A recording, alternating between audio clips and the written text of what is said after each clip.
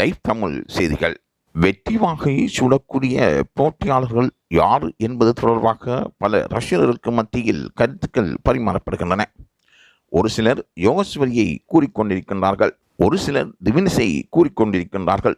யார் இந்த வெற்றி மகுடத்துக்கு சொந்தக்காரன் என்பதும் பலரால் ஆராயப்படுகின்றது.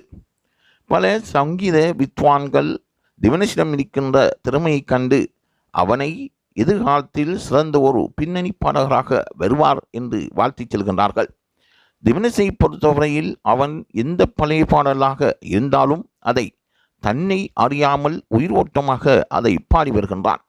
அதனால் பழைய பாடல் ரசிக்கக்கூடிய பல ரசிகர்கள் இன்றும் புதிய பாடலை விட பழைய பாடலுக்கு முன்னுரிமை கொடுத்து வருகின்றார்கள். அந்த வகையில் மெய்மறந்த சொற்களும் கண்ணதாசனின் வரிகளும் பாலியின் அபிநயமான வார்த்தைகளும் அங்கு பல பேரையும் மெய்மறக்கச் செய்திருக்கின்றது.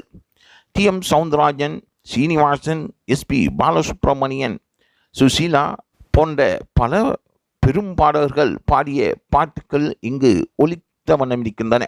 சரிகமபா நிகழ்ச்சி பல பேருக்கும் பல வாய்ப்புகளை வழங்கி வருகின்றது. அவர்களின் உள்ளங்களை கவரக்கூடிய ஓர் நிகழ்ச்சியாக இந்த சரிகமபா நிகழ்ச்சியும் உலகத்தில் இருக்கின்ற ரசிகர்களை மிகவும் வெகுவாக கவரக்கூடிய அவர்களின் சங்கீத ஆற்றலை தூண்டக்கூடிய ஒரு நிகழ்ச்சியாகவும் சரிகமபா பார்க்கப்படுகின்றது. எதிர்கால வெற்றி நடை போடக்கூடிய ஒருவர் யார் என்பதுவே இங்கு பலராலும் எதிர்பார்க்கப்பட்ட ஒரு விடயமாகும். ஏனென்றால் மிக விரைவில் அந்த முடிசூடும் விழா நடைபெற இருக்கின்றது.